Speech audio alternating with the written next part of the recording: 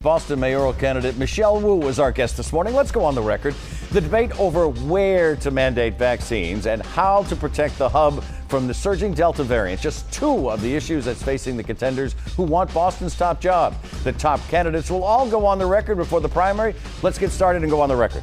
From WCVB Channel 5, the inside word from Washington to Beacon Hill. Today's newsmakers are going on the record. Welcome to OTR. I'm Ed Harding, along with News Center 5's political reporter Janet Wu. It's great to have you with us this morning. And this morning we are joined by Boston mayoral candidate Michelle Wu. She is a Democrat. She is currently a member of the Boston City Council, where she has served since 2014, the first Asian American to serve on the council. She is a Roslindale resident. She's a graduate of Harvard University and Harvard Law School. It's great to have you with us. And the preliminaries knocking on the door, because we're halfway through August already. So the preliminaries are right around the corner. Right, 5 weeks as of Tuesday. So let's start with the biggest issue that everyone is talking about.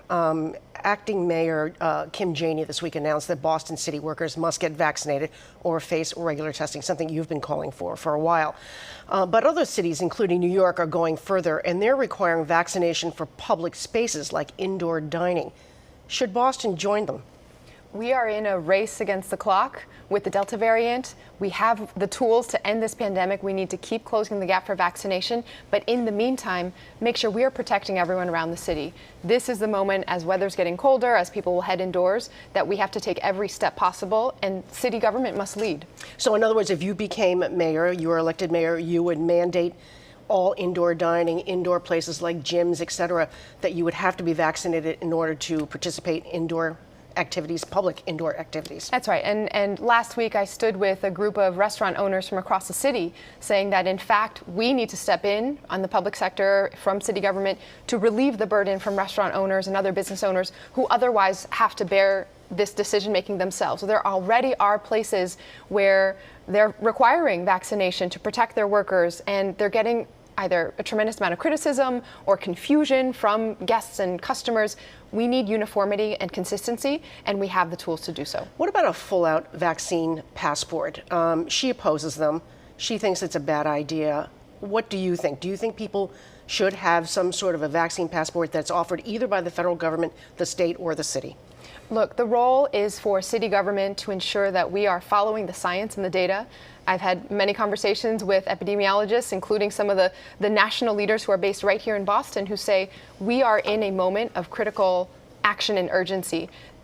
We still need to distinguish between different situations where there's higher risk. And so, for example, having a vaccine mandate or proof of vaccination doesn't mean that you wouldn't be able to go pick up something from the grocery store or go into Dunkin' and get your coffee order or dine outdoors on a patio where there's just much less risk of transmission. This is about indoor spaces where you are there for a long period of time, often unmasked, such as when you are eating inside, and having specific protections there. So who should provide this mass vaccine passport if the federal government and the state doesn't? Would you be willing as mayor to have the city issue one? Absolutely. We need leadership right now from all levels of government, and city government has to step up when there's a vacuum. What about the issue of privacy? That it's my private business and it's not your private business. I don't mean you as in Michelle Wu. I mean your private business. If it's my private business, is that not an issue at all in this argument?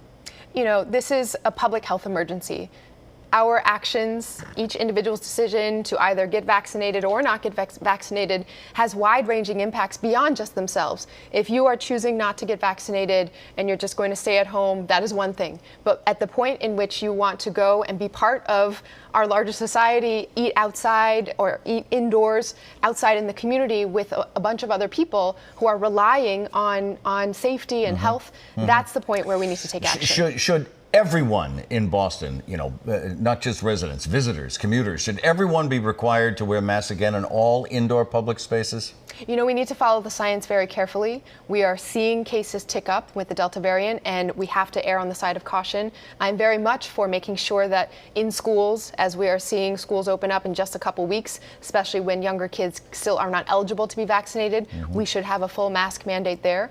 And as the science is showing, the cases go up, we may need to look at doing an indoor mask mandate. So you're not again. ready to go full mask mandate indoors, but you do believe in schools it should be a mask mandate. Again, there's different situations depending on the duration of time that Right. people are in certain settings and the number of cases that are in transmission in the wider community, but we need to take every possible step and monitor that very closely. Would it be a lot easier if there was a statewide mandate as opposed to the city and towns have to doing it individually? Absolutely, we need leadership and consistency across the board, but because we haven't had that for much of the pandemic, it is on cities and it is on city government to step up and lead.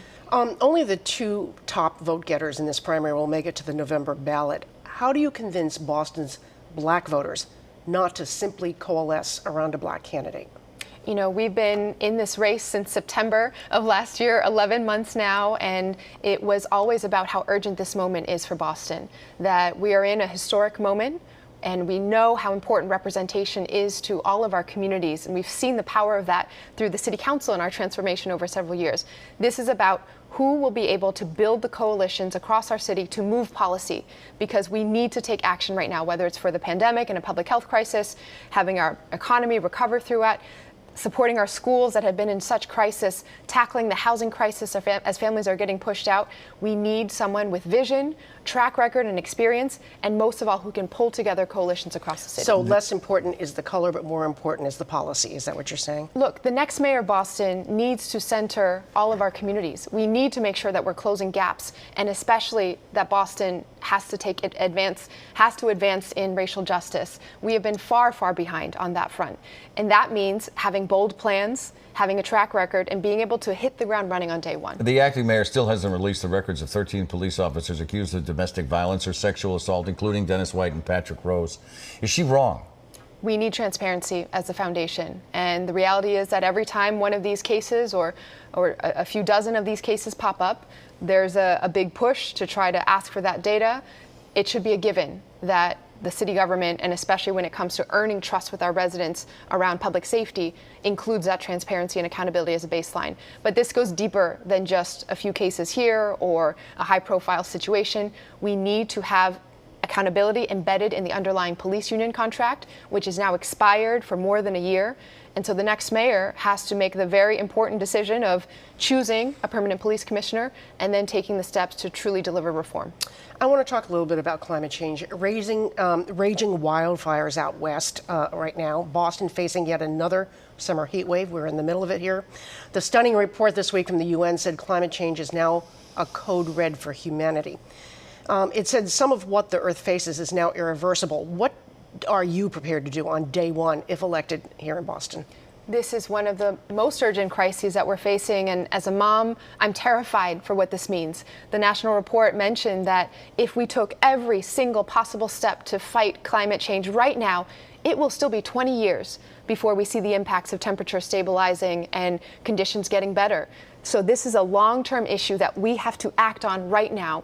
When my boys, who are 4 and 6 right now, grow up, their lives will depend on what we do in this window. What are you prepared to do? What do you think the city can do? Can the city do as a mayor that you can do specifically to actually help the situation? Cities can and must drive this change. I'm proud to have put forward the first municipal level Green New Deal anywhere in the country, and to have earned the support of every single climate group that has gotten involved in this mayor's race, as well as national and local leaders. We can take concrete steps that are as big as accelerating decarbonization, and sometimes as tangible as just transitioning all of our school buses to be electric. We still have some 300 diesel buses spewing pollution into the air. We need to double the number of street trees that Boston has. We need to tackle our vulnerability to flooding by getting into our stormwater infrastructure. These are all city level differences that if we led, everywhere would the money follow. will come from where? This is a moment where we are seeing momentum at all levels of government. The federal infrastructure package will include funding. We have one-time support from recovery funds to do something that will be transformational. We cannot fritter that funding away with 1,000 different initiatives and a press conference on each one. This needs to be about focus and transforming our systems: housing affordability, climate vulnerability, transportation access, and fixing our schools.